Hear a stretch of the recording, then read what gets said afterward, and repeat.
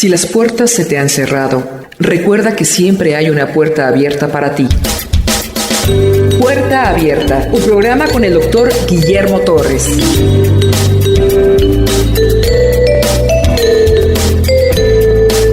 Capítulo 9 de Romanos, tanto el 9, el 10 y el 11, estos tres capítulos hablan de la elección y a la vez rechazo de Israel. La cristiandad está muy preocupada de qué va a pasar con los judíos. En estos tres capítulos vamos a ver qué va a suceder o qué ya sucedió en cuanto a lo que Dios profetizó con este pueblo llamado Israel.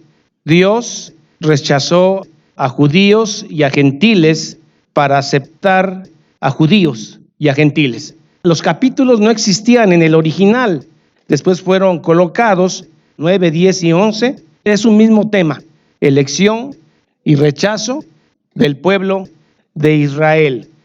9, 10 y 11, usted va a ver dos doctrinas claves ahí. De las 5 doctrinas de la gracia, hay 2 doctrinas muy claramente evidenciadas en el capítulo 9. Una es la elección incondicional de Dios. Dios elige al que Él quiere por su soberana voluntad. No porque al que haya elegido haya una condición mejor que en otro. Algunos se han atrevido a decir que como Dios puede ver a través del tiempo, en el presente eterno, Él, desde antes que el mundo fuera formado, vio en algunos algo bueno que no tenía otro y entonces Dios los eligió. Eso no es cierto. Romanos mismo aclara que todos estamos muertos en nuestros pecados y delitos. Así que la elección es incondicional. No hay ninguna condición en nosotros mejor para haber sido elegidos antes que el mundo fuera. Esa doctrina se llama elección incondicional y es una de las 5 de la doctrina de la gracia. La otra, ¿cuál es? Expiación limitada. Dios no salvó a todo el mundo, salvó a los que eligió. El capítulo 9 se divide en 3 partes. La primera parte es la pena y angustia de Pablo de que los de su raza, la mayoría se va a perder. Va del verso 1 al 5. La segunda parte es elección y rechazo de Dios a Israel. Va del verso 6 al 18. Y finalmente, la ira y la misericordia de Dios del 19 al 29. Capítulo 9, verdad digo en Cristo. Verdad digo según Cristo. Según lo que Cristo ha permitido escribir en toda la Escritura.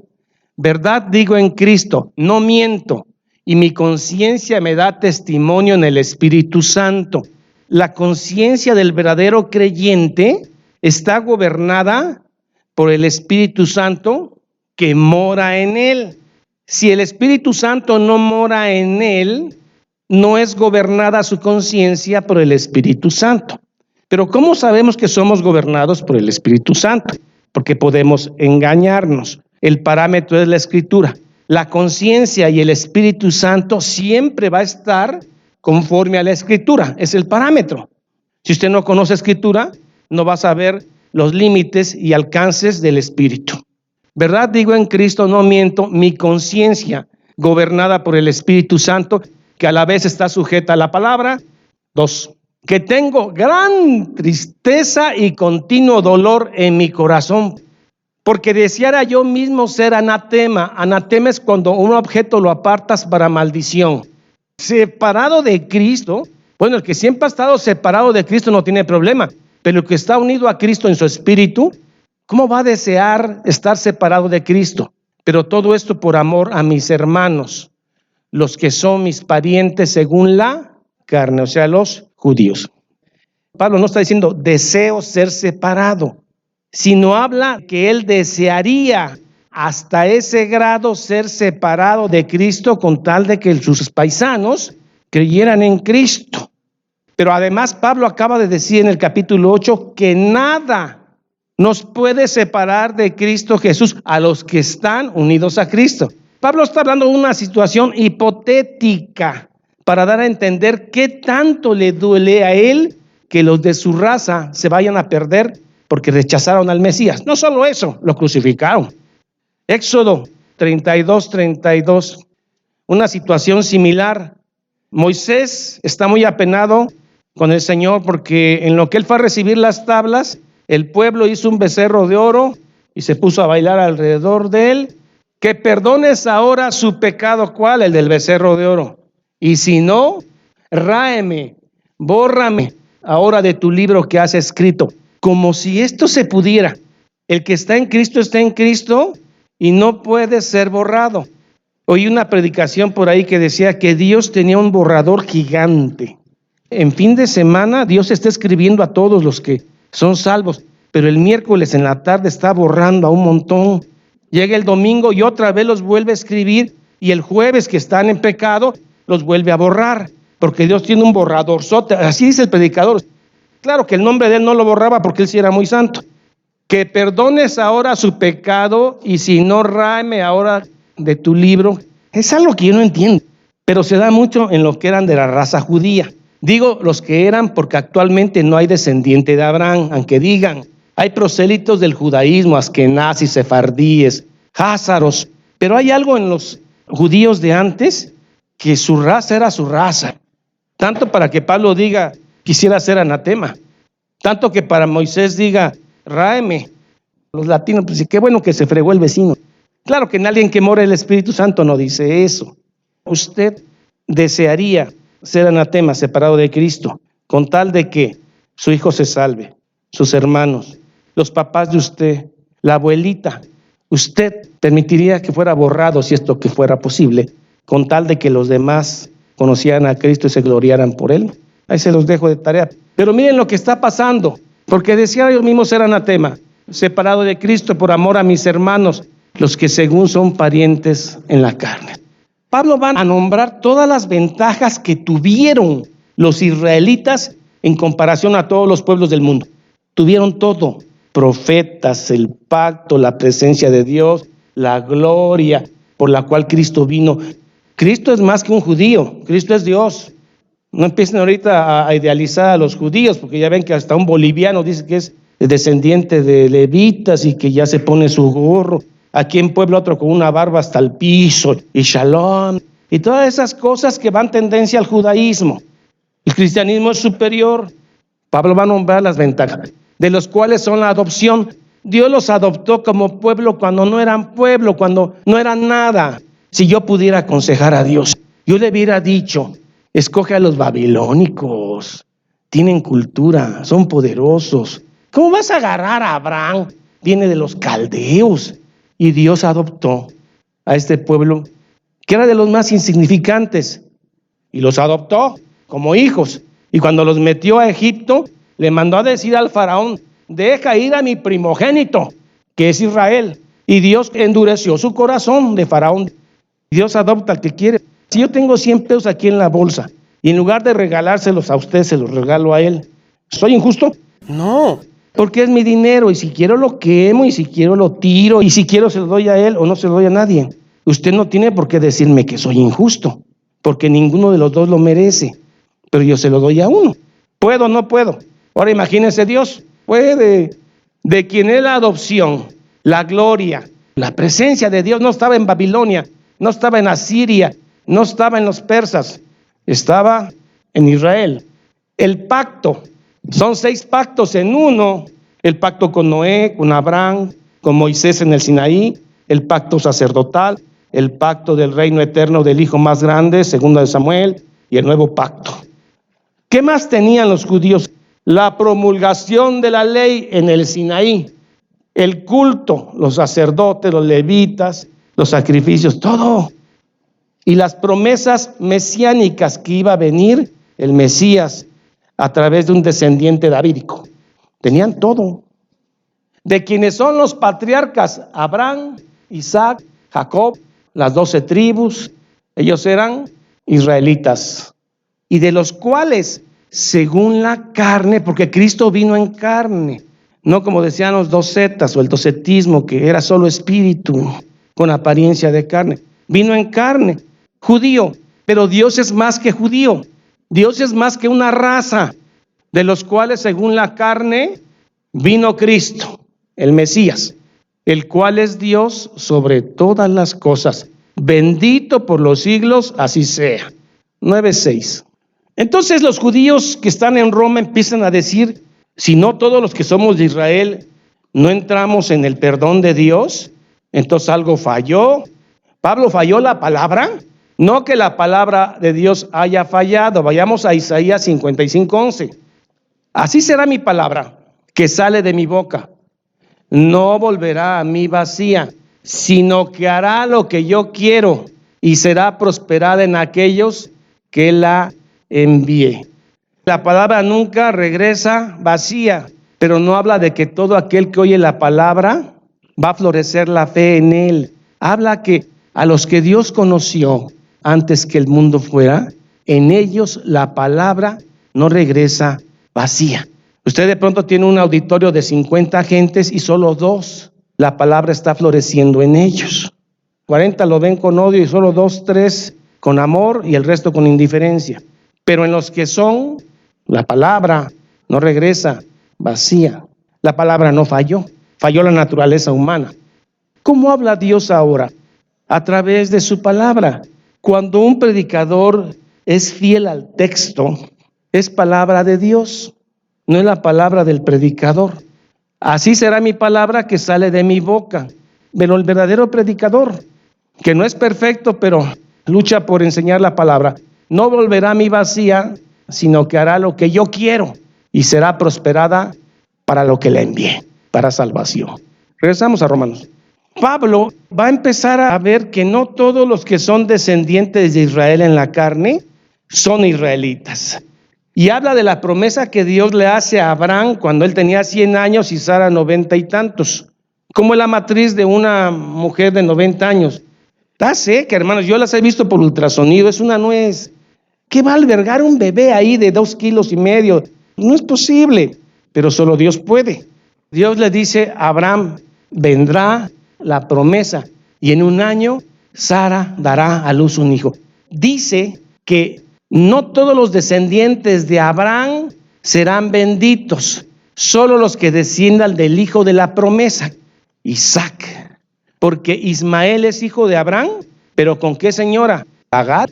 Ismael no es de la promesa, aunque es descendiente de Abraham. Después Abraham tuvo otra mujer, Sétura, tampoco son de la promesa. ¿Quién es? Hijo de Abraham que tiene la promesa, Isaac, y de ahí vienen los israelitas. De Ismael vienen los árabes. Pero luego Dios va a hacer una segunda elección. Isaac se casa con Rebeca y Rebeca concibe gemelos. Y de esos 2 gemelos concebidos del mismo padre, viene Jacob y Esaú, los cuales ya tenían pleito antes de nacer, se agarraban del cordón, se agarraban del carcañán, peleando ya.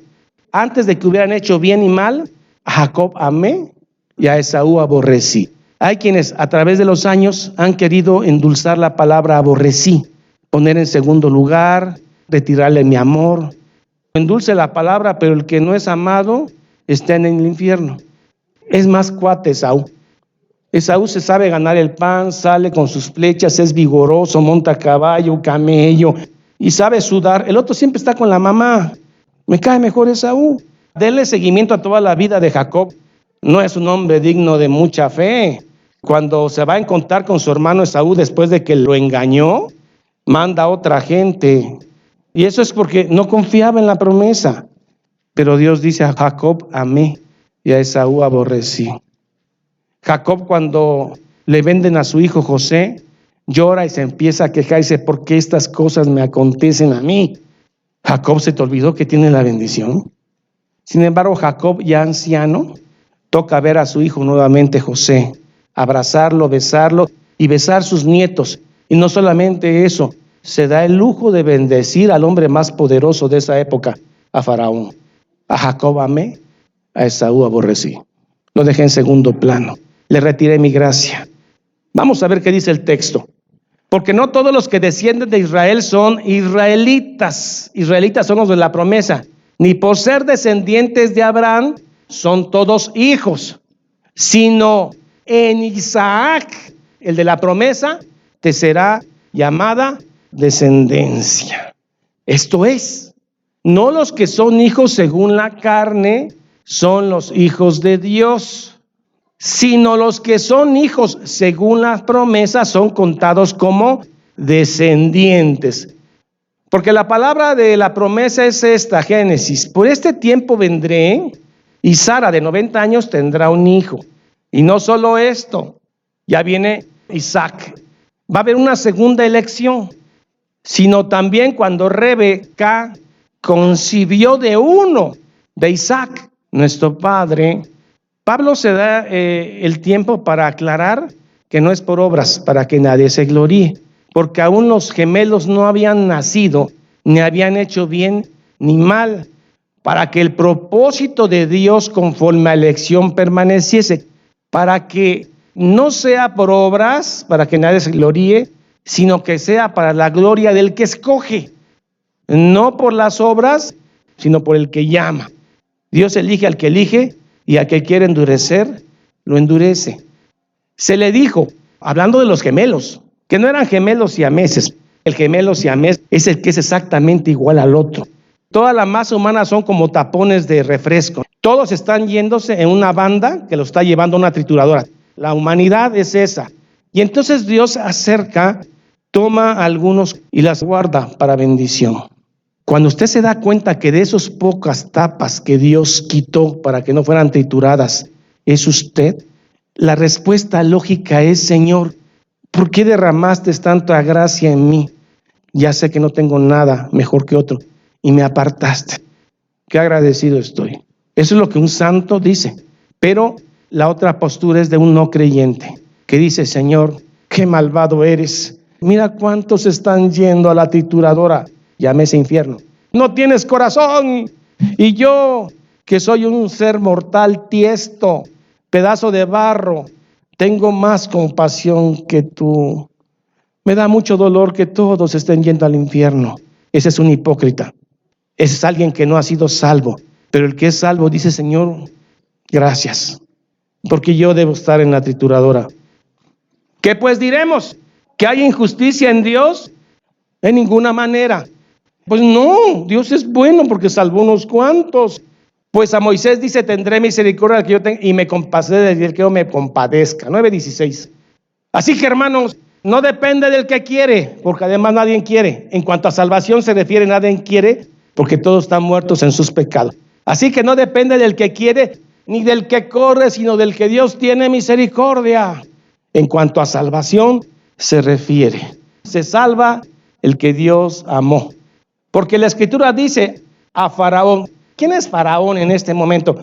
Pues Faraón es como Donald Trump ahorita, como Putin. Faraón piensa que él se levantó por su poder, pero Dios levantó a Faraón con un propósito: que el nombre de Dios se anunciara por los siglos de los siglos. Para esto mismo te he levantado como líder mundial, para mostrar en ti mi poder, sacando al pueblo y dándote las plagas, y para que mi nombre sea anunciado por toda la tierra. Para eso se levantó a Faraón. Para eso se levantan los líderes malvados de ahora, para que la gloria de Dios se manifieste. No teman, en el mundo tendrán aflicción, mas confiad, yo he vencido al mundo. 18. De manera que de quien quiere tiene misericordia, y al que quiere endurecer, endurece. Claro que esto no se enseña en las iglesias, porque la gente se va a ir, y las ofrendas, y los diezmos, y las primicias. Si les decimos que a lo mejor uno de ellos no es elegido porque no ama a Dios, dejan de dar dinero. No es correcto. Para usted no es correcto que ande tras el dinero. Traigan sus diezmos, sus ofrendas, sus primicias, y sus nietos, sus hijos se van a convertir. Porque yo y mi casa serviremos a Jehová. Y el carcelero de Filipos, que toda su casa fue salva. Pero siempre y cuando traigan ofrendas y diezmos. Endurecer, hermano, es que Dios le mete pecado a la gente para que se pierda. No. Iría en contra de la naturaleza de Dios. Simplemente se endurece aquel que Dios le retira su gracia. Ese es responsable de haberse endurecido. Judas es responsable de haberse endurecido. El hombre es responsable de su pecado. Esaú es responsable de haber vendido su primogenitura, así que no es el que corre ni se esfuerza, sino el que Dios tiene misericordia. Sigue el diálogo, pero me dirás, ¿por qué pues inculpa? Si Él le retira la gracia a uno y se endurece, ¿por qué lo inculpa? ¿Por qué se va al infierno? Pablo dice, mira, antes de que te conteste, déjame decirte quién eres tú. Y tú eres un pedazo de barro, tú eres un pedazo de tiesto, una olla cuando se rompe, pedacitos de tiesto. Acuérdate quién eres, eres barro. ¿Quién eres tú? Para preguntar al Señor. Mas antes, oh hombre, ¿quién eres tú? Somos como neblina, somos como aguas derramadas en tierra. ¿Quién eres tú para que alterques con Dios? Y empieza a tomar figuras de Isaías, algo que era muy común en el alfarero. Ahora no hay alfarero, todo es plástico. Pero en esa época el alfarero hacía las ollas, las copas para el banquete, los vasos, las basinicas. Es un uso vil, eran de barro. Más antes, oh hombre, ¿quién eres tú para que alterques con Dios? Dirá el vaso de barro al que lo formó, ¿por qué me has hecho así? ¿O no tiene potestad el alfarero sobre el barro para hacer de la misma masa un vaso para honra y otro para deshonra? ¿Cuáles eran los vasos de honra? Los que se usaban en un banquete. Vasos que se ocupaban cuando un invitado venía. De esa misma masa también se hacían las tazas de la noche, o sea, las basinicas. Sacar las excretas. Cuando alguien estaba enfermo, ahí mismo defecaba. Uno para fines viles y otro para fines honrosos. ¿Y qué? Si Dios, queriendo mostrar su ira y hacer notorio su poder, soportó con mucha paciencia los vasos de ira preparados para destrucción. ¿Por qué hay tanto sufrimiento en el mundo? ¿Por qué la gente sufre, los nenes se mueren, los viejitos son abandonados? Tanta maldad. Si nosotros que somos malos nos duele esa maldad, Dios, que es tan bueno, ¿cómo es que soporta esa maldad? Hay un propósito para mostrar su gloria. Cuando te venden un anillo con brillante, te lo ponen en un paño negro de terciopelo para que aún la belleza resalte más. Contraste la belleza de Cristo con la maldad humana. Porque Dios soportó estos vasos de barro para mostrar su ira y hacer notorio su poder. Soportó con mucha paciencia los vasos de ira preparados para destrucción. Aún el sufrimiento, aún la muerte, aún el cáncer, las enfermedades, el envejecimiento, todo es para la gloria de Dios y para hacer notorias las riquezas de su gloria. Además, lo que se va a manifestar en el creyente cuando Cristo venga, cuerpos glorificados. Las mostró para con los vasos de misericordia que Él preparó de antemano para gloria. Esto es nosotros, a los cuales también ha llamado. La carta para quién es, para Roma. Y ahí la iglesia de Roma estaba formada por judíos convertidos al cristianismo y gentiles. Esto es para nosotros. No solo los judíos, sino también de los gentiles. Esto lo voy a aclarar en el capítulo 11. ¿Quién es el Israel actual? 9:25. Y empieza a citar a Oseas y empieza a citar a Isaías. Arriba estaban 10 tribus, las tribus del norte, con sus profetas. Ahí estaba Oseas. Abajo, en las 2 tribus del sur, había un profeta que era Isaías. A Oseas, ¿qué le dice? Llamaré pueblo mío al que no era mi pueblo, y a la no amada, amada.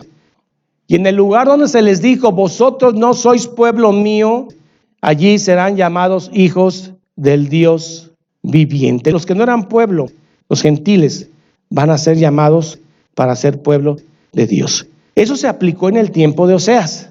Hay verdades bíblicas que se aplican en el momento en que se dictan, momento histórico. Hay otras verdades que esa misma verdad se aplica a este tiempo actual y además se aplica al tiempo venidero.